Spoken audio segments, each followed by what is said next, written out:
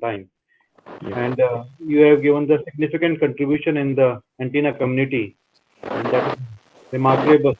It is going to be organized by IEEE APS Chapter Jaipur and the IEEE Young Professional Affinity, and Dr. Deep Sarkar is the coordinator for them for the Bangalore section. So, on behalf of this, I welcome Dr. C J Reddy and all the participants and the distinguished speakers in this workshop. I hope this will be very fruitful and very motivative lecture. Thank you. Should I go ahead and present? Dr. Deep Sarkar, you would like to say? Okay, yeah. Thanks, Professor Sharma. So I will just quickly, without taking too much time, but I will introduce Dr. C J Reddy, who is already well known, but I'll still read out the bio a little bit. So he is currently the Vice President in Business Development Electromagnetics for Americas at Altair, and is a research fellow at National Sciences and Engineering Research Council, NSERC of Canada during 1993, and he got awarded the US NRC Resident Research Associateship in 93 to work at NASA Langley Research Center. And while conducting the research at NASA Langley, he developed various computational codes and for electromagnetics and received a certificate of recognition from NASA for development of the hybrid finite element method or method of moments, geometrical theory of diffraction, code of antenna back departure analysis. He is a fellow of IEEE, fellow of ACES, fellow of AMTA, and served ACES board of directors from 2006 to 12 and again from 15 to 18. He was awarded the Distinguished Alumni Professional Achievement Award by Alma Mater NIT Warangal in India 2015. He has published 37 journal papers, 77 conference papers, and 18 NASA technical reports to the date. So he has involved a lot of activities in the electromagnetic society, as a whole. So I am fortunate enough to be as a co-committee member in that IEEE Young Professionals Committee in the AP Society. So with that, I will like the podium, share the podium with Dr. Reddy, and hopefully all the participants and young professionals out here will be benefited from his lecture today. So thanks. Thank you, Devadit. And also thank you all, I guess, for Professor Sharma and Dr. Yadav for giving me this opportunity. And also, at the outset, as I mentioned, I hope you're all staying safe and, hopefully we'll come out of this sooner than later. So as Devadit mentioned, we both serve on the Young Professionals Committee at the Antennas and Propagation Society. So this is also part of what we're doing is more educational for young professionals, so they can look up and then go up in their one. So are you able to see my screen? Yes, sir, it's visible. That's the PowerPoint, right? Yeah. Okay, that's good. Yeah. So you can make it for full screen. Yes, yeah. Yeah, now it's a full screen. I'll do that. So of course I have a little bit, a long presentation in a way, I guess. So I will try to go quickly as possible, but I'll also try to have some time at the end of the presentation, so you can have some questions that I can answer. Because obviously you can reach me by email and all those things later on. So we'll start with the outline of introduction to Altair. If you're not aware of what the company that I work for. Then we'll talk about antenna analysis and CEM, especially various methodologies in CEM. Then we'll focus on arrays and some advanced topics. I won't talk too much, but I'll give you some references. And then we go to industry applications and various sectors and see how our antenna technologies that we are all involved in are affecting various industry verticals. Then we'll talk about how antenna modeling and simulation can be incorporated into education, any further reading references that you would like to read after the talk.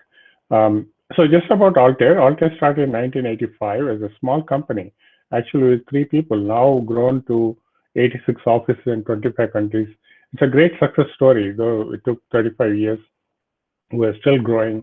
We actually trade in NASDAQ here in the stock market here as a public company now. At the same time, We have a large presence in India, with the Bangalore as the headquarters there. Of course, various offices in different parts of India. And we have a very, not only the sales teams, but also development teams that are based in India that, as part of global Altair community or the Altair family. So if you look at our customers, in various industry sectors, we have all the popular names you can think of. This is, of course, a small sample of larger portfolio that we have. Coming to solutions-wise, we cover a broad spectrum. I mean, if you are in a product development, for example, we cover everything from scratch, starting with idea to the end product and even beyond, I guess. So now actually we have machine learning and data analytics that actually take beyond the product development and even the deployment, collecting the data and doing the predictive analytics for predictive maintenance and those kind of things. So when it comes to physics, again, broad portfolio in terms of system simulations, manufacturing, electromagnetic structures, crash and safety, thermal and fluid dynamics, all of them, with optimization and so on and so forth. That's kind of a brief introduction to Altair. Now coming to, let's come to our antenna analysis. Of course, most of you who are in antennas know that James Clerk's Maxwell compiled these equations, 4 equations that govern electric and magnetic field behavior back in 1800s.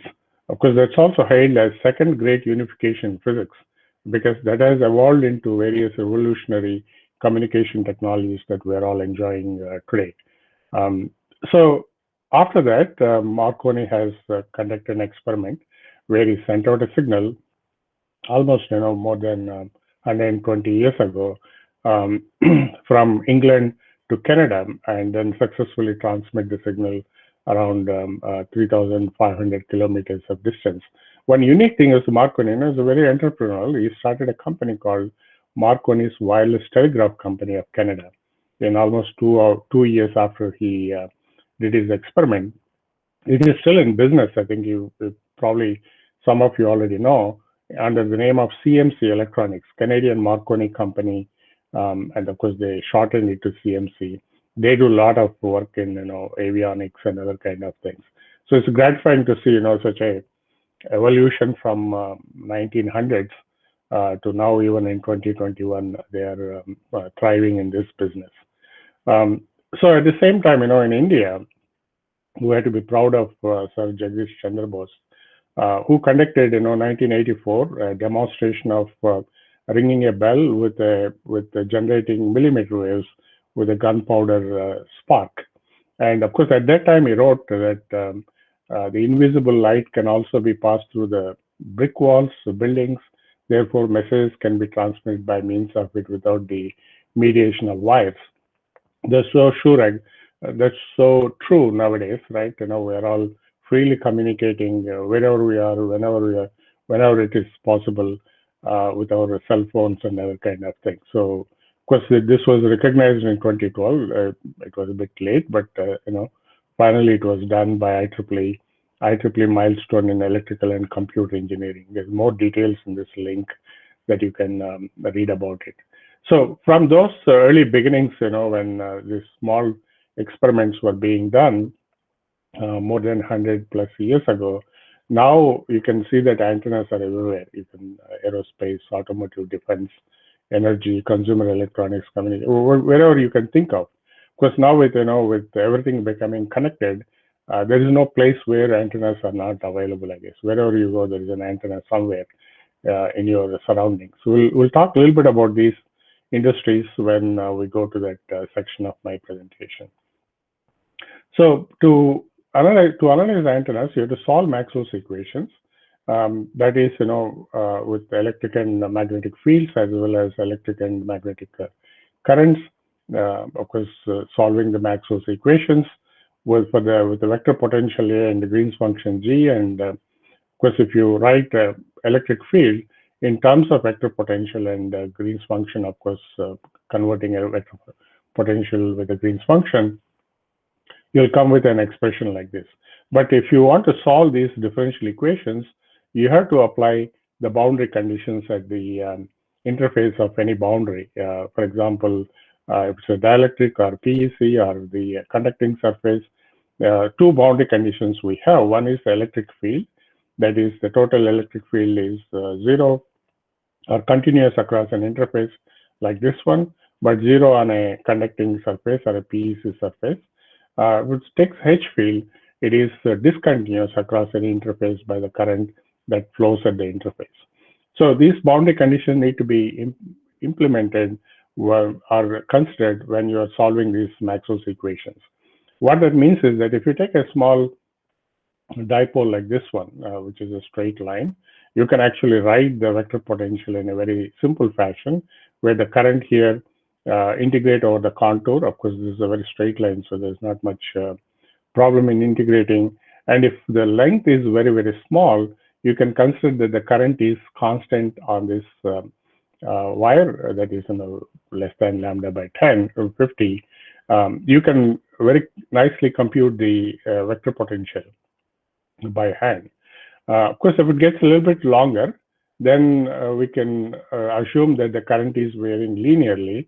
So your vector potential becomes a little bit complicated. Of course, you can still derive it, but it becomes complicated. But of course, if it goes to a little bit longer, then the current will vary sinusoidally. As you know, a half-wave dipole will have half sinusoid on it. It gets more complicated. Of course, still can be derived because still we know the straight line, and we can integrate that by hand also. So you can find the current distribution, you can find the directivity, and so on and so forth. So in the modeling and simulation area, where you have a graphical interface like the one I'm showing. Of course, this is one of our software packages that we sell. And then, of course, you can specify the length of the dipole. It doesn't matter how long, how small, and then you can look at it and you can specify the what you would like to have, the radiation patterns, near fields, and you can compute them with no problem.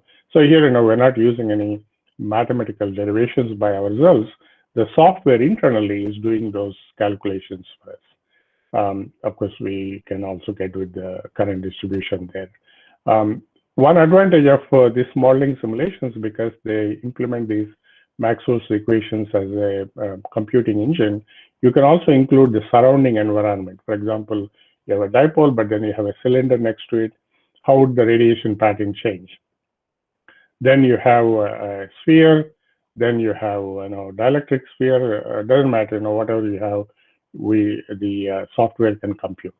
How is this all possible? Is through computational electromagnetics. What that means is that if you have very complex, realistic objects that we are all talking about in various industries, and you want to, as you mentioned, you want to solve Maxwell's equations for these objects, you have to apply the boundary conditions. That means you have to know the geometry equations of those structures. Of course, dipole is very simple. You could take a straight line and integrate over it. But if you take a car, or if you take a cell phone, or any other complex shapes, very difficult to have that done with analytical expression. That's where the CEM tool comes.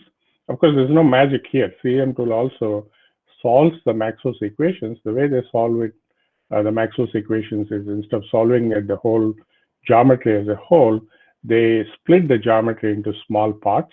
That was what we call as a mesh, or the discretization. So some cases is triangles, some cases tetrahedrals and voxels, and so on and so forth.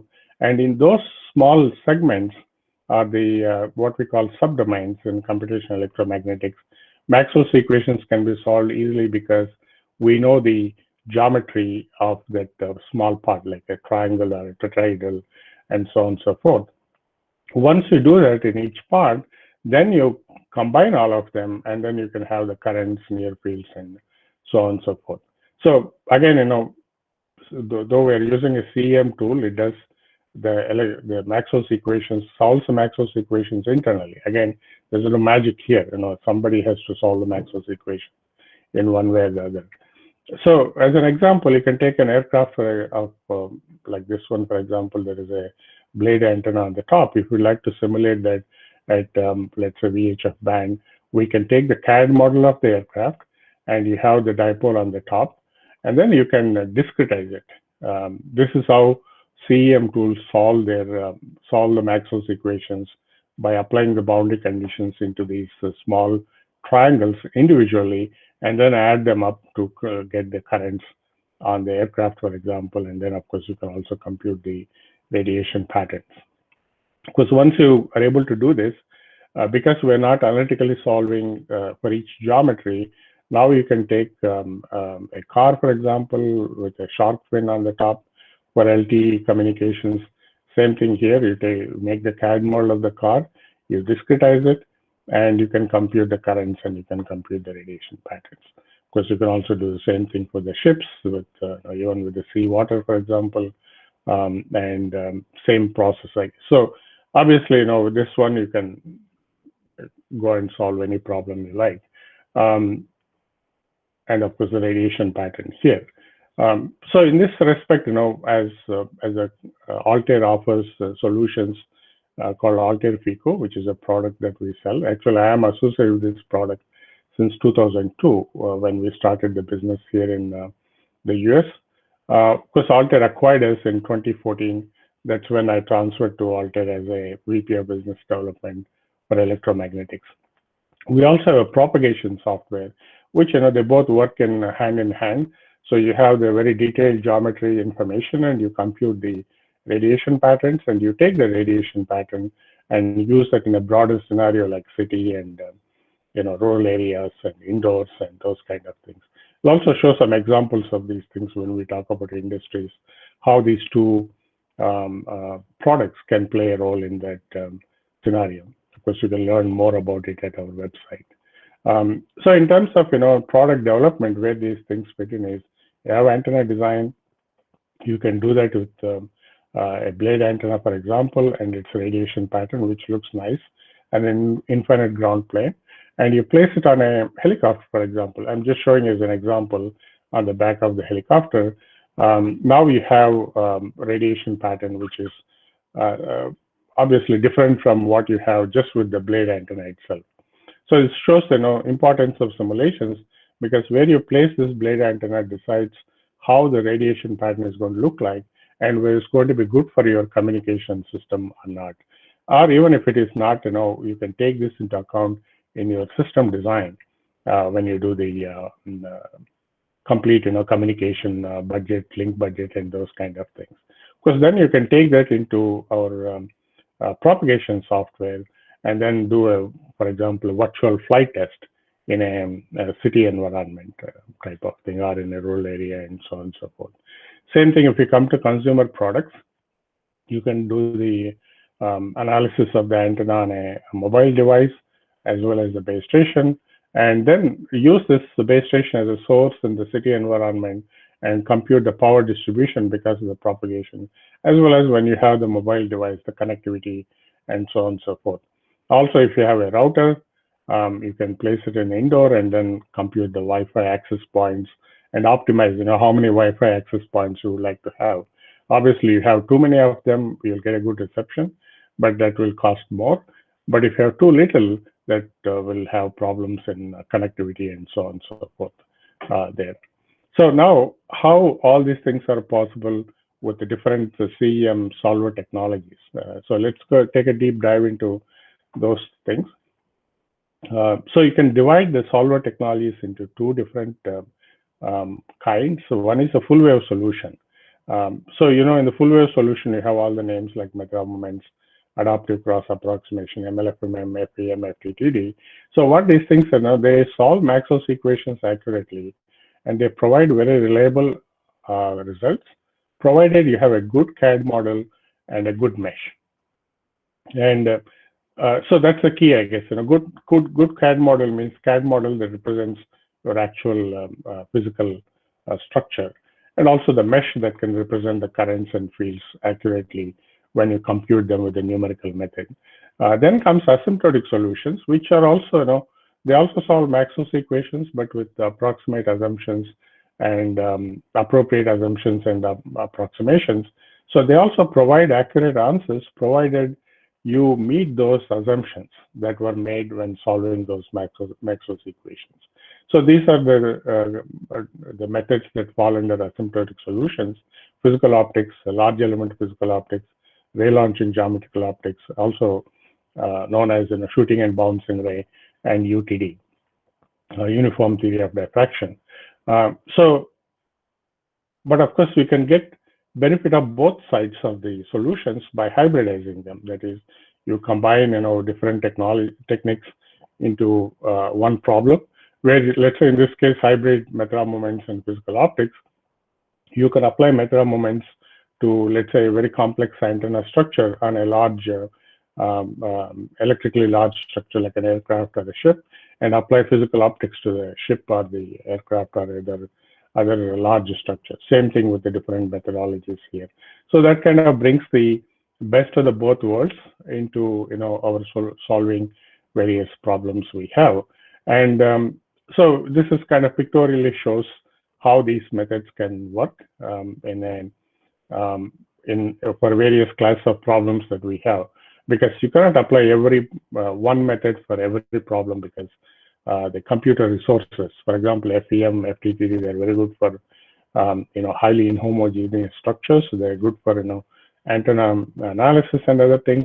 But when the size of the problem increases electrically, you will run out of the memory and time on those methods. Same thing with method moments, ACA. So as you go up in electrical size and little less complex structures, you can apply method moments, you can apply ACA, you can apply MLFMM, and increase your electrical size, means your problem size, without increasing the memory and time. And at some point, all the full wave solutions will run out of memory and time, despite of you may have terabytes of memory, even petabytes of memory. You may be able to fit the problem into the memory, but then the time it takes may be beyond what you can tolerate. That's when asymptotic solutions can come into picture, and of course hybridization can help in achieving your goals for the problems that you have. So just as an example, I'm showing various types of antennas that each type of antenna can have a better solution. For example, if you have wire antennas with metallic structures, method moments MLFMM can work very best. Planar antennas, there's a planar Green's function, 2.5D analysis. Of course, FEM and FTTD and even method moments can work. So like that, different class of problems, different type of solutions can work more efficiently than others. It's not that FEM cannot solve all the problems. It just takes more memory and time than, for example, when you're applying that reflector type of an antenna, where you can easily apply physical optics to the reflector, and of course using method moments for the feed. So let's take a look at the full wave solutions first, and then go to the hybrid solutions between full wave and asymptotic solutions. In full wave solutions, we have two different types of solutions. One we call field method. This is where you solve the Maxwell's equations in differential form. Basically, you take the whole volume and discretize it as a tetrahedrals or voxels. And the popular methods you already know, FEM and FTTD, fall under that category. One advantage is that they can analyze any highly inhomogeneous objects very easily. But one disadvantage is that because they don't implement the radiation boundary condition, you have to apply an air box around radiating structures. But they can be very efficient when you have no radiation, that is waveguide structures, cavities, and those kind of things. And then the source method, this is where you solve Maxwell's equations in integral form, where there is here the discretization is going to be in segments with the wires and triangles with the surfaces. It actually applies the free space Green's function with the radiation boundary, so boundary conditions, so there's no air box needed. So it can simplify the matters in cases where you don't have to apply a large air box. Method of moments, adaptive cross approximation, multi-level fast multipole method fall under this category.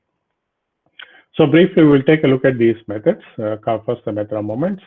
Of course, as we mentioned, this is the integral form of the solving the source method of the full wave solution. So you don't have to discretize the volume. You just have to take the surface and discretize the surface with triangles and apply and of course, in our case, we apply Rao-Wilton Gleason basis functions for the surfaces and of course linear basis functions to the wires. But of course, we also have higher order basis functions that can be applied with curvilinear triangles as well. So essentially, method moments forms this matrix equation ZA equals V, where I is the unknown, the current we want to solve, V is the source or known potential, for example, or source voltage, I guess, or source of the, it's a plane wave, it's a voltage source or whatever sources you have. And then Z is the geometry dependent matrix, geometry and frequency dependent matrix. We call it Z because it kind of looks like Ohm's law here with impedance multiplied by current equals voltage kind of thing. But it's actually depending on the geometry and the frequency. So this actually forms n by n complex matrix. Of course, I is the unknown current vector we want to solve, V is the excitation vector we already know. So once we solve this matrix equation, that is, invert this Z and multiply by with V, you get the currents. Then you can have the currents, you can have from the currents, you can compute the near fields, and we can compute the far fields. And you can compute anything you would like to do that with any antenna quantity that you would like to get. So with that, one of the best examples for method moments is wire type of antennas. So you don't have to discretize, with cylinders or anything like that. Just you can take the simple wire, and no need to put a air box around it, and it can solve in a quite a fast time, I guess, for the computer and those kind of things with less memory. Of course, with a method moments, you can also solve dielectric objects. For example, in this case, coplanar waveguide fed the bow tie antenna can be analyzed. So here, we use what's called surface equivalence method, or surface equivalent process or the procedure, where you take the surface and apply the boundary conditions at the boundaries of the dielectric and as well as the conductors, and apply that equivalent current radiating into free space. Probably if you read Harrington's book, I guess it's explained very nicely. So we can solve those things as well, and you can have the radiation patterns and the currents and so on and so forth. So in this case, you take another example of a patch on a finite ground plane that can be solved as well. But then once you put more of them, in this case, we take 106 elements over a panel here, and we would like to analyze, method moments takes around 125 gigabytes of memory, which of course, in this case, I was running this on my personal desktop with 64 gigabytes of memory. So I don't have the memory. So this is where, hit a hard wall, I guess, and say, I can't solve this problem. That's where MLFMM comes into picture. So why MLFMM can solve this problem is because if you, for example, if you take, I know that I have that chart here. In the method moments, remember the Z matrix we talked about, that is n by n matrix.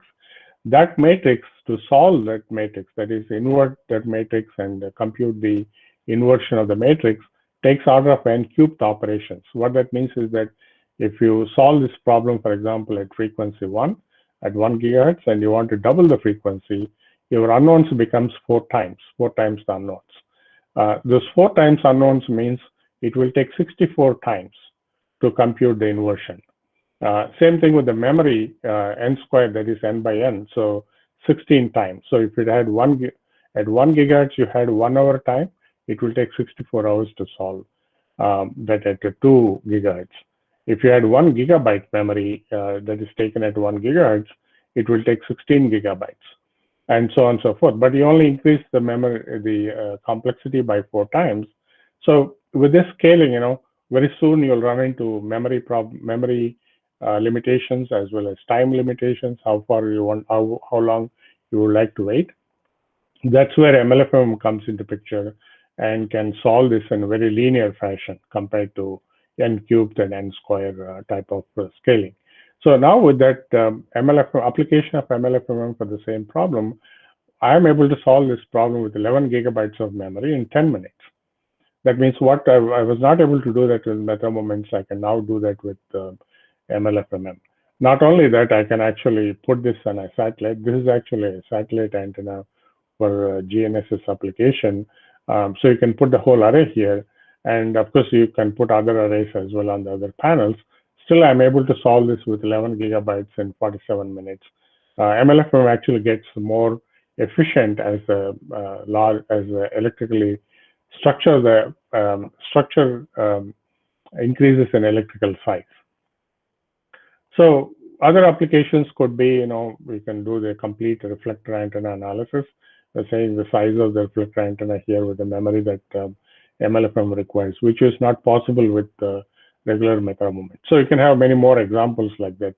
Platforms like aircrafts and ships and those kind of things can be solved without any problem with MLFM to a higher frequency than what method moments can do. Now coming to FEM. As we already mentioned, FEM has advantage with inhomogeneous dielectrics as well as with a sparse matrix, you can solve it more efficiently. But of course, the disadvantage is that you need to have the airbox. That's where what we have done is that hybridize that FEM with the method moments. What that means is that you can apply method moments to a highly inhomogeneous structure like a human body, but then truncate the human body with method moments or MLFMM, and then apply, let's say, method moments to an antenna close by. So if this were to be solved with FEM alone, then you would have to have a airbox around this and have all the volume to be discretized. What that means is that if the distance is increasing, your computational complexity will increase. That means your memory will increase, the time will increase. But now with this method moments hybridization, you don't have to discretize the whole white space here. You don't have to put a airbox, and you don't need to worry about the distance. So no matter how far they are, you can compute with the same computational resources of the original problem. That's the advantage of hybridizing with FEM with method moments. Of course, in our case, we also hybridize with MLFMM as well if needed. Again, as an example, patch antenna with an airbox, and you can compute the radiation patterns as well as the return loss. Of course, hybridizing that with a very complex problem like this one, where the FEM works very well this is actually with a circulator here, and you're sending the signal this way, goes around here, and then whatever is coming back comes into this port here. Of course, with FEM, where you don't need the radiation boundary, this portion you can actually analyze with FEM and combine that with the MLFMM with the horn where it's radiating, and of course the surface equivalence principle for the dielectric outside. So we're taking advantage of each method in whichever region that we need to apply and can solve it more efficiently than applying one big method for either FEM or method moments for the whole structure. Same thing with FTTD. Of course, it solves slightly differently with voxels, and one disadvantage is that it has voxels, they're not very good for this type of curvilinear structures. So you have to make them very, very fine. One good thing with FTTD is that obviously you can have multiple dielectrics, but also because it's a time marching kind of scheme, memory-wise it can be more efficient comparatively compared to FEM, and there's no matrix to be solved and so on and so forth. So we can also solve these problems with FTTD. One thing I found in my own experience is that FTTD can be very good for CAD geometries that are very complex. And recently I have solved a big truck problem where it was impossible to clean up the CAD of the truck and be able to mesh with surface triangles or even tetrahedrals. FTTD can do it in no time because it doesn't care about the surface conforming mesh. It actually divides the geometry into voxels, and each voxel contains some material. It assigns some material properties to it. So there is always a good thing about FTTD in that way as well. Of course, before I move on to my other slide, I want to mention that probably some of you who are involved in FTTD development and writing codes might have come across Professor Alan Teflo. He actually passed away, I think last week, I guess. So I want to remember him. He has been synonymous with FTTD for a long time since I was, studying the numerical techniques. He's got a very nice book. It's sad that, we lost him recently. So coming to asymptotic and hybrid solutions. So this is where, as I mentioned, combine the best of the both worlds. You can apply full wave solutions for the antenna, and you can apply asymptotic solutions for the rest of the geometry, for example. Same thing with the reflectors and those kind of things. So let's take a look at them very quickly here. First one being the Method moments and physical optics. This is actually, I call it my one slide education on physical optics. So originally when physical optics came, this was an infinite ground plane. And then you have the incident magnetic field and reflected magnetic field, and the normal to the surface is N. Then the current on this infinite ground plane is computed by N cross H, total field, that is incident and reflected. And of course, they both are the same magnitude, so it becomes 2N cross H, that is incident field. So by knowing the incident field, you can compute the current on this infinite ground plane.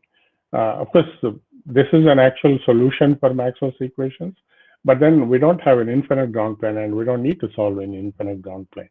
But what people have found is that even this ground plane is not infinite, and if it's a relatively large surface, this formula seems to be giving reasonably good answers. So people have adopted this, for way back in 60s and 70s, applied this very successfully for electromagnetic problems. So we took the same principle. So you can apply physical optics where the surface is very smooth and there are no many discontinuities. And then you can apply the Method moments or the full wave solution where you need to model, for example, wire antennas, which physical optics is not applicable, and any complex antennas that you want to solve.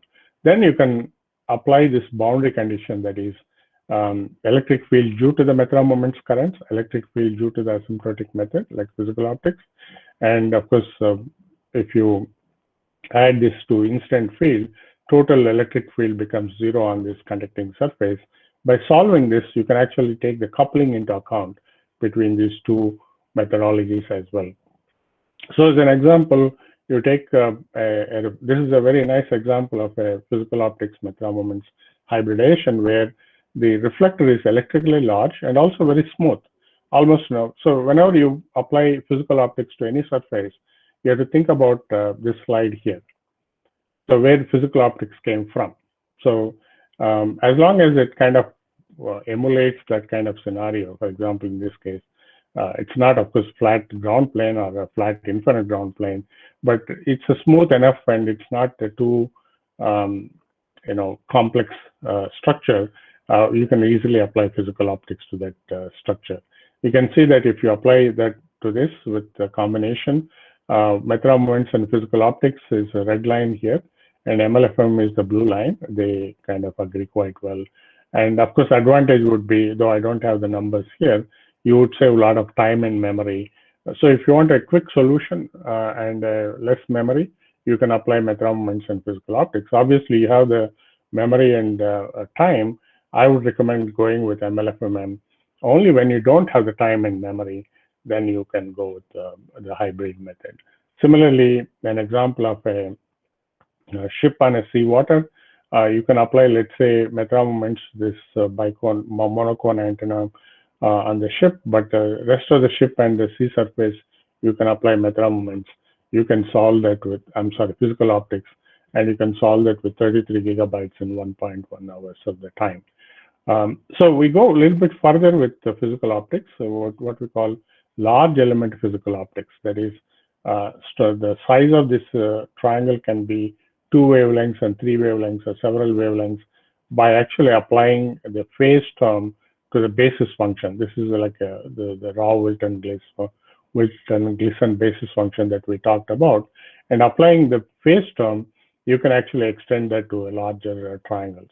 By doing that, you take the similar problem like we had before and apply a large element physical optics to the reflector and Method moments to the feed horn. You can see that both these methods give you almost identical results.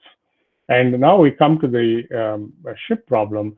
Instead of 33 gigabytes for the physical optics, large element physical optics only takes 238 megabytes and 2.7 minutes of the time rather than 1.1 hours of the that it took for physical optics. And when you compare the patterns, they are reasonably close enough for the memory savings and for the time savings you have. This is reasonable enough. Again, here, we're not saying jump on large element physical optics for every problem. Where you don't have the memory and time, this could be very, very helpful. Also, we have what's called iterative method of moments in physical optics, or MLFM physical optics, where you apply MLFM or method of moments to the feed horn, and physical optics or large element physical optics to the reflector, and then we compute the currents on the feed horn and then compute the currents on the physical optics surface by using these currents, and then iterate them back and forth. And then once they converge, then you have a very accurate solution. So an example is shown here. We apply method of moments to the MLFMM or method of moments to the feed horn and the subreflector, and LEPO to the reflector. And then you can see both agree quite well with solving this problem complete with MLFMM and with the MLFMM PO hybrid method, and also LEPO hybrid method here. Going further, of course, physical optics is very good for metallic structures where the reflections are transmission is not a problem. Only reflection is the one that's taken into account. Where you have dielectric objects, ray launching geometrical optics can be very useful.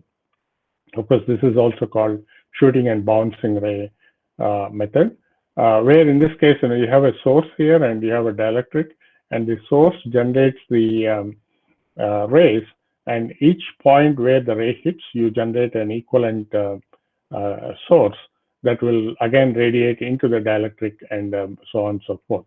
So this can be very nice. Only the caution, I guess, is that when you have grazing incident, RLGO may not be that efficient. So you want to make sure that the source is slightly away from the object that you are analyzing in the presence of the antenna there. So again, a good example would be a reflector type of antennas where you have the reflector far away from the source here. So you can apply method of moments to the source and RLGO to the, method of moments to the horn and RLGO to the reflector.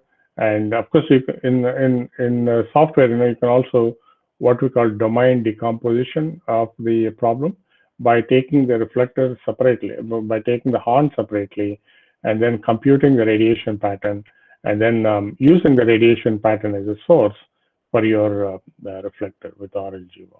So we computed this in 3 different ways: MLFM with the horn feed. This is, of course, most accurate one. MLFM with the equivalent source, and then MLFM RLGO with equivalent source. All 3 look very close enough in terms of the near field slice. Same thing with a lens antenna. You can apply RLGO to the lens, and you can apply a radiation pattern as a source, and you can see that pretty good agreement in the broadside. Again, here, though we're saving memory and all those things, I'm not suggesting that you should jump on RLGO for every problem. Apply the full wave solution where it's affordable, and when it's not affordable, you can apply the RLGO solution. Going ahead with the last technique that we have is the uniform theory of diffraction. Because the motivation here is that all of the techniques we talked about, they have to increase the mesh number with the frequency. So the more mesh elements you have, as you go to higher and higher frequencies, you will face 2 problems. One is the meshing itself can become very complicated. You're talking about 30 million, 40 million triangles and so on and so forth. And then, solving that and then solution for the electric fields, the far fields and near fields can become a time-consuming process. That's where UTD comes into picture. One advantage of the UTD is that it has been solved in a way in an analytical fashion for canonical shapes. Basically, you take the Maxwell's equations and say, if you have a plate, I know what is the reflection coefficient of the plate. I can also have analytical expressions for the diffraction coefficients of the edges. And of course, if you have cylinder, creeping waves, and so on and so forth. So in our software, what we have done is that if you can take any object and approximate that with flat plates, we can apply UTD to those flat plate structure. And of course, combine with method of moments. In this case, for example, this is a dipole antenna instead of in front of a large plate. So this dipole, now you can discretize with segments and analyze with method of moments. They become sources for this plate that is with UTD application. So if you have an observation point here, you compute the total field here by computing the direct radiation from the method of moment sources, and then compute the reflections off of this plate, and then the diffractions off of this edges, 4 edges you have. One advantage is that these diffraction coefficients, reflection coefficients already include a frequency term. So this plate can be 10 wavelengths by 10 wavelengths. Maybe it takes some time. Even if it's 100 wavelengths or 1000 wavelengths, it takes the same time because you're just computing those diffraction coefficients that already included a frequency term. So in that fashion, if you take a, let's say, we can call it a satellite structure with a monopole where you can apply method of moments and UTD to the rest of the structure, because this is nicely approximated with the flat plates. So you can see 6 gigahertz MLFM and UTD, they both agree quite well, the red line and blue line, and in both the principal planes there.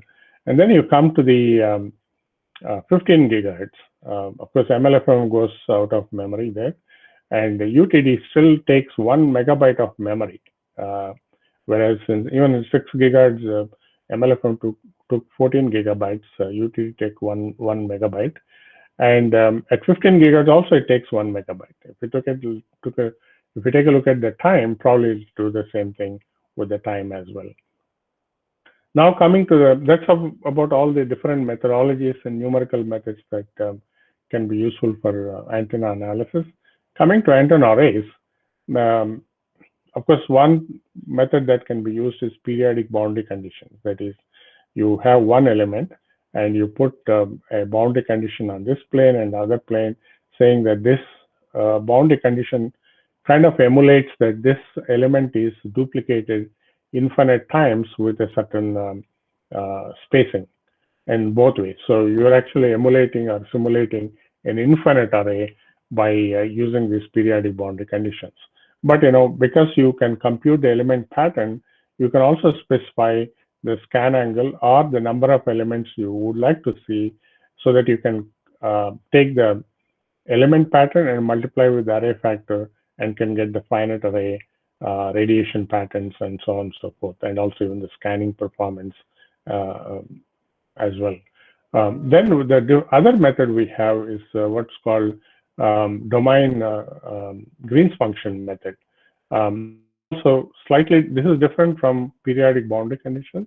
This is actually based on method of moments where you have identical elements like this, for example, this horn, and you can form actually a method of moments matrix like this, and this can be approximated with a diagonalization of this matrix.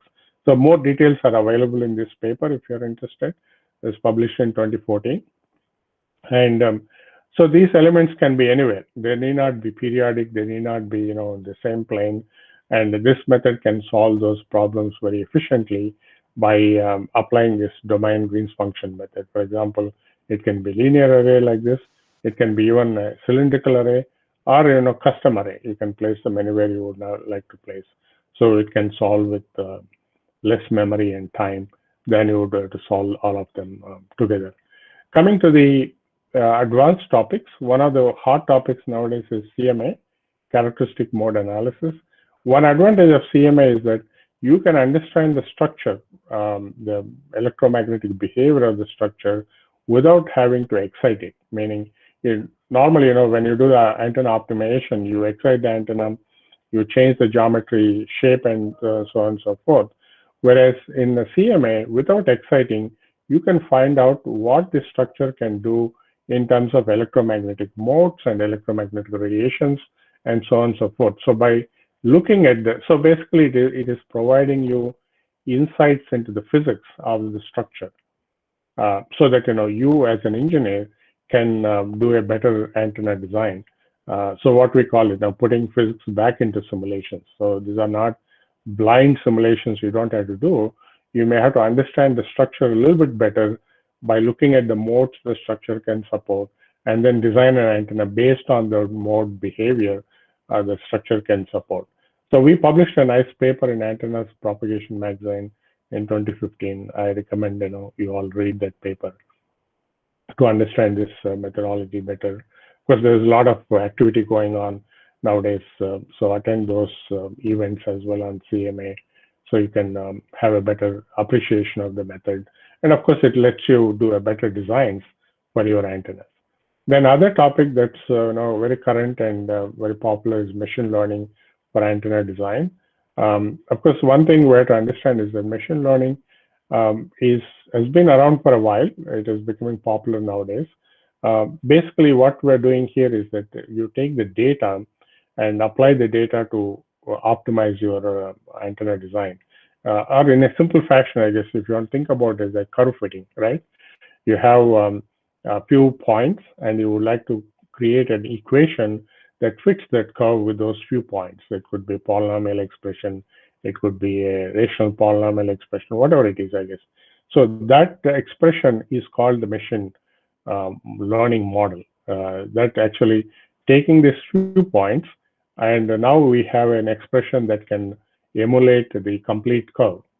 Same thing here, I guess, taking a few simulation data points, and we want to create an analytical expression that can be, called a machine learning model. Once we have this analytical expression, you're not doing any physics-based simulations anymore, and so that expression can give you the performance of the antenna, for example, in this case, a slotted patch antenna here. And you can actually have scroll bars like this one to see how the antenna performs on a real time. You cannot do that, with any simulation software because of the time it takes whenever you change the parameters. But with a machine learning model, you should be able to do that. But one thing that prevents us doing this very efficiently is how many data points we need to be able to efficiently represent in a machine learning model.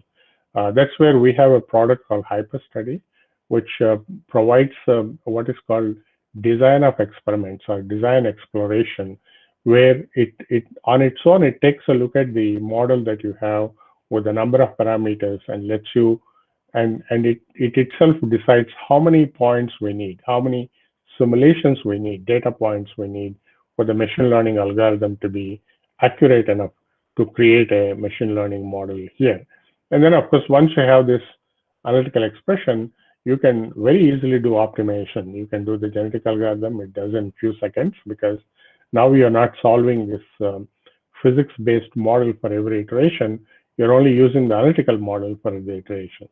Then you can apply any other optimization and make sure that these two are validated. We actually offered a short course at last year IEEE APS conference, but now we have it on at our Alterfico University at this location. A short course, actually, this is a 3-hour short course. So if you want a deep dive into machine learning for antenna design, not only with the presentation side of it, but also with good examples. My colleague, I guess, Gopinath Gampala, does live demonstrations of the software that we have, how we can combine our HyperStudy with FICO to do machine learning, optimization of antenna design with machine learning. So with that, with all these tools and techniques we have, as we already mentioned, antennas are playing a very critical role in various industries. I'll just briefly breeze through some of these things. Just, to start with, of course, antenna design for LTE smartphones. We published a paper on this in Micro Journal, maybe in 2012 or so, but a long time ago, where we actually designed two antennas and combined in one at the edge of this phone corner, for example. But these two actually, because of the MIMO simulations you have to do, they have to look like they are independent antennas. They should not couple to each other. So we actually did the optimization to make sure that they resonate well for the 40 megahertz bandwidth, but also they have a nice isolation between them. Of course, then you can integrate that into the phone and then compute radiation patterns, but also compute the SAR values, the specific absorption rates. Then, of course, in a MIMO configuration, you have either 2x2 or 4x2 or type of things, and then you can see the performance. Of course, the WinProp software we have has MIMO streams. You can use 2x2 streams or 4x2 streams. In an indoor scenario, for example, 2x2 obviously gives less data rate channel capacity compared to 4x2. I think we can do the same thing with a city environment as well. So then you can extend this to tablets with 2 different antennas for polarization diversity, as we have seen here. Of course, you can also do the base station type of an antenna. Here I'm showing this as a, I think they do this so that they can focus the beam on a certain traffic patterns. When I say traffic, I think we're talking real traffic kind of thing. This also can be done electronically in these cases. But of course, we all know that we are heading to 5G. And this I was showing in one of our talks is that, phones have evolved over a period of time. Our interest is in antennas. And of course, 1G, 2G, 3G, there used to be one antenna with omni pattern. But when it came to 4G, we were having multiple radiation patterns for polarization diversity. And then when we come to 5G, you have the focused beam with an array that is embedded into the mobile set in 2 different ways for polarization diversity, but also the base station that is focused. So we can have very efficient campus networks, V2V communications, so on and so forth. And we all know the benefits of 5G when it comes to the high data rate and low latency type of thing. Coming to automotive, of course, automotive, you already know that cars are becoming more and more what I call communication oriented. Actually, some people call it car as a big smartphone, almost like a smartphone. Of course, then the design of this, because of the what I call short design cycles they have to do a lot of simulations before they can do the prototyping. So there are papers published on this and how we can simulate the key fobs and then put the receiver inside the car and do the simulations before you can go for testing. Same thing with the tire pressure monitor systems, where each tire has its own TPMS sensor that has to be wireless because the tire is rotating, you can't have a wire on it. And then of course the signal has to receive at the dashboards for all of them. Then of course EMI EMC becomes an issue with cables, a lot of cables that are running around inside the car that need to be shielded enough so that they don't cause any problems. But of course, when you do a lot of shielding, that also becomes a cost issue. So this becomes again an issue with the automotive industry, how to keep the cost low, but at the same time be able to operate without any problem. Then we have automotive radars that are becoming popular already in various cars. Actually, we can, using WinProp, we can actually simulate what we call time variant scenarios where the cars are traveling, and these are the rays that software computes. These actually show the strength of the signals when it is traveling. Same thing in a scenario like this one where we have a bridge, and this actually I was told is a problem for these radars because these bridges give high return, and that can be confused with big vehicle in front and those kind of things. So they have to make sure that those kind of anomalies won't happen in your radar processing. Same with the V2V communications, that is where cars are communicating with each other while they're going around. This can be very useful when there's an accident somewhere. One car communicates with the other car communicates with the other car. So they actually communicate among themselves to know the traffic conditions. This can be extended, let's say, for example, to a junction where you don't have a traffic light, but at the same time, every car, every vehicle know where they are so that they can coordinate their traffic accordingly at that junction. Coming to aerospace, of course, this is a very old picture I picked up. You know that there are a lot of antennas on an aircraft. that requires analysis so that, when you place a nice pattern like this onto helicopter, it changes. And also helicopter has a special problem that, rotor blades rotate, actually making this radiation pattern wobble, what they call rotor blade modulation. So the communication systems need to take that into account. And of course, the co-site interference also plays a role. And then we have radomes and other things that need to be analyzed. So one challenge with the radome is that because it's in the front of an aircraft, not only that it has to function electromagnetically very well, but also it has to make sure that it can withstand the wind loading, structural integrity, and of course any bird strike and those kind of things. Though I don't have a slide here, we actually did some work on multi-physics analysis of the radomes that I can share with you if any of you are interested in that. And then of course the aircrafts are also becoming composite in nature, so the lightning becomes an issue.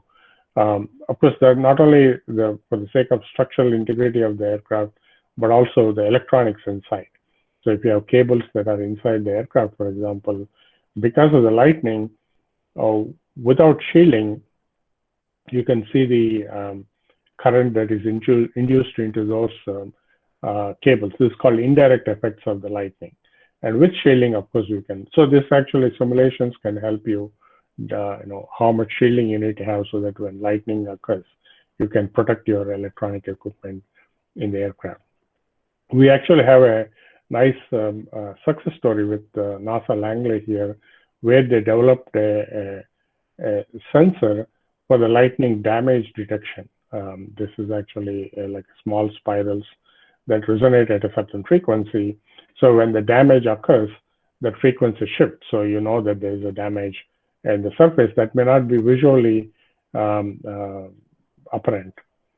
Coming to healthcare, of course, using simulation tools, you can actually design the MRI cage with the human body inside. One of the difficulties with the MRI is that if you have an implant, for example, more popular one is the metallic implants that you have, in your hip replacement or knee replacement type of thing, they can heat up depending on how much time you will be under the MRI. So this actually curve shows, different powers of the MRI and how the temperature can rise over a period of time. So of course, this is not, what we're showing is what's happening in the real life. It just shows how this can help to understand how long the person should be there or not to be there. And also, maybe there is innovations that are coming in this hip replacement so that they're not metallic and they don't heat up as we take the time. So almost I think we're coming to an end. Pacemakers are also becoming implantable. I know there is a talk today, I guess, at in a Bangalore section on the implantable devices and implantable antennas. This kind of, goes into that kind of analysis as well. The two things that one has to be careful, I guess, here is that the signal has to come out of the body, but at the same time, the safety of the human body. So you need to calculate the SAR values as well for those implantable devices. So I'll end with a couple of slides on, we provide the free FICO student edition that you can download from alteruniversity.com. And of course, if you go there, there'll be a student section. You can look for the free student editions. And also, we provide a free FICO ebook that you can download that has examples and video links that you can learn the software. Of course, we also have a book that I co-authored with Professor Atif El-Sherbani and Payam Nayeri on the antenna book using FICO simulation. So this is not a FICO training book. It's an antenna book that uses FICO simulations for learning antennas, where this may be very good for undergraduate students because graduate students would like them to learn the math behind all those things. But at the same time, it could be a supplemental one. Or the practicing engineers who don't have the time to go through the math, they could use that as well. Of course, you can also read further into numerical analysis using this book, which is, I like it, David Davidson's book. And also we wrote a book on the chapter on Handbook of Reflector Antennas on Numerical Methods that you can read as well. So with that, thank you very much for your time. You can reach me at cjreddy@altair.com. Also in India, our business development manager, Manoj Mengarjani, is also available if you need any help. With that, again, once more, thank you very much for your time. And I don't know whether I went over the time or not. So Sanjeev, I am open to questions. Yeah, sure. Thank you, sir. Thank you, participants. If you are having any questions, you can just either put your in the chat box or you can directly ask.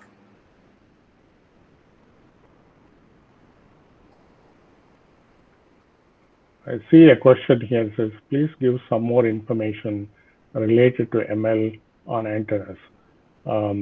Yes, yeah. So as I already mentioned during my slide, this is a new upcoming area in antenna design, which has been there before with artificial neural networks and those kind of things. I would highly recommend, this is, I don't think I can cover it in 5-10 minutes here. If you like, you can contact us and we can give you the link to that. Maybe I can go back here if I can, but link to that the short course we conducted. That could give you more information on it. And I see another question here, how characteristic motive can helpful for finding excitation port? That's a good question. I think it itself can't help you, but it will give you the clues. By looking at the mode structure, you may be able to think about, as an engineer, if you look at the high current somewhere, that's where probably your source need to be for a particular mode. And so what we have done is that obviously CMA itself won't tell you where the sources need to be or the excitation need to be, but you can put the sources and then see if your modes are excited properly or not. For example, we have what's called mode excitation coefficients. So if you put a source somewhere or excitation somewhere, and you know that you want to excite so and so mode, and you can see whether that mode is excited or not. If not, you can adjust your excitation appropriately to have that source to be more effective mode excitation. Also, I see another question. Some more details to character also. If any tutorial, please share with us. We have plenty of webinars on this one. If you can contact me, I guess I can send the links that go through step-by-step fashion on how you can do the antenna design with characteristic modes, etc. That's all I see from my side here on the chat window. Yeah, thank you, sir. Thank you, participants. If you are having any questions, then you can directly mail to Professor Reddy, or you can mail to me. I can directly send to him. Yes, that should work. Yeah. Yeah, the one more question is there. How CMA can be used for isolation level in MIMO? Again, this is, it won't give you right away, this is what you need to do to get the isolation. It'll tell you the physics of what your structure is doing. So based on the structure, as an engineer, you should be able to think about how can I modify the structure in such a way that I can have more isolation. So here, there's a combination of both physics. It is telling you what physics is doing. And of course, as an engineer, you need to be able to understand the physics and say, if I do this, probably I can increase the isolation. Because CMA is not a tool where it will tell you, this is what you need to do. It's not what I call, an optimization tool where it comes with an optimized number. It gives you the physics behind the problem so you can understand the problem better and make a better design decisions. Okay, thank you, sir. On behalf of IEEE Rajasthan Subsection Antenna and Propagation Society Chapter Jaipur and IEEE Young Professional Affinity Group Bangalore section, I would like to thank our today's speaker, Professor C J Reddy, and for such a vibrant talk and telling about which type of methods we should use in which type of designing, and so many applications about the antennas, about the automotive applications, so many things. And I think the participants gets benefited from your talk. And I would like to thank from our coordinator,